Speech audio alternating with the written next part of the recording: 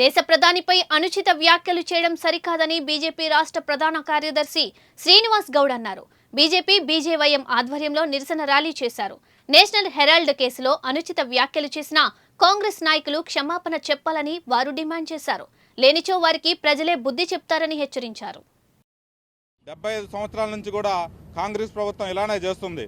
అది ఒక national Herald అనేది ఒక పత్రికకి ప్రజల నుంచి వాళ్ళ పార్టీ యొక్క నాయకుల నుంచి అనేక సంస్థల నుంచి దాంట్లోకి డబ్బును పెట్టించి తర్వాత వీళ్ళు యంగ్ ఇండియా కంపెనీని రాహుల్ గాంధీ 38%, సోనియా గాంధీ 38%తో దాంట్లో షేర్లో వాటా ఉండి దాన్ని 50 లక్షలు కొన్నారు.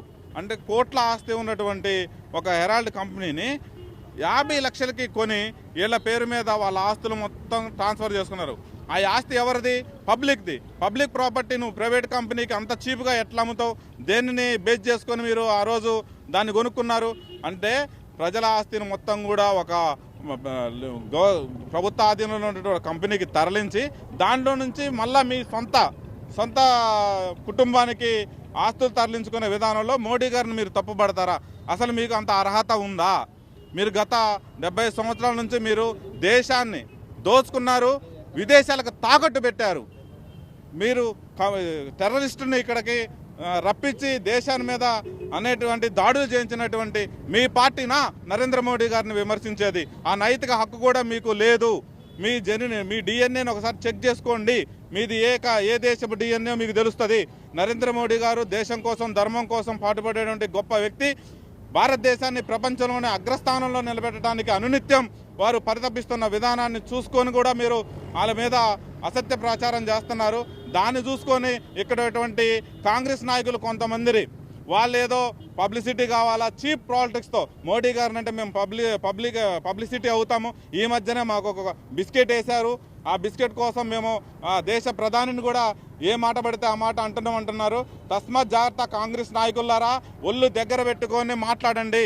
ఒక గౌరవ పోస్ట్లో ఉన్నటువంటి ఒక వ్యక్తిని మీరు అనుచిత వ్యాఖ్యలు చేయటము భారతీయ జనతా పార్టీ ఖమ్మం శాఖ తరఫున మేము ఖండిస్తున్నాం.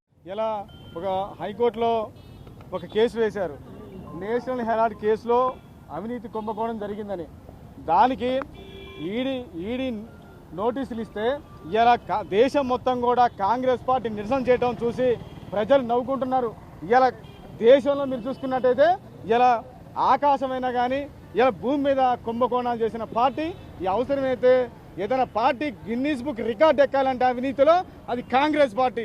ఇలా మనం ఉదాహరణ చూసుకుంటే బోఫర్స్ కుంభకోణం కానీ, బొగ్గు కుంభకోణం కానీ, అదేవిధంగా ఈ 2G స్పెక్ట్రం కానీ అనేక కుంభకోణాల చరిత్ర కలిగినటువంటి పార్టీ యూపీఏ గవర్నమెంట్ది. ఇలా నరేంద్ర మోడీ గారు ప్రభుత్వంలో ఇలా సామాన్యులకు కూడా అంత్యోదయ సిద్ధాంతం ద్వారా సబ్కా సాత్, సబ్కా వికాస్, సబ్కా విశ్వాస్, సబ్కా ప్రయాస్ అని సిద్ధాంతం ద్వారా ఇలా సంక్షేమ పథకాలు అమలు చేస్తుంటే ఇలా తెలంగాణ రాష్ట్రంలో రేవంత్ రెడ్డి ప్రభుత్వంలో ఉన్నటువంటి ఎమ్మెల్సీలు ఇలా కాంగ్రెస్ నాయకులు మాట్లాడుతున్న మాటలకు ఇలా భారతీయ జనతా యువ మోర్చా రాష్ట్రం మొత్తం కూడా నిరసన పిలుపుడం జరిగింది. ఆ నిరసనలో భాగంగా ఈరోజు ఖమ్మం జిల్లాలో ఈ బీజేవైఎం ఆధ్వర్యంలో ఈరోజు నిరసన కార్యక్రమం జరిగింది. ఇవాళ జాతీయవాదుల కోసం ఈ నేషనల్ హెరాల్డ్ అనే పత్రికను స్థాపించడం జరిగింది. ఆ రోజు 5,000 మందితో జాతీయవాదులతో ఇలా నేషనల్ హెరాల్డ్ పత్రికను స్థాపిస్తే ఇవాళ ఆ నేషనల్ హెరాల్డ్ పత్రిక నలుగురే ఉన్నారు.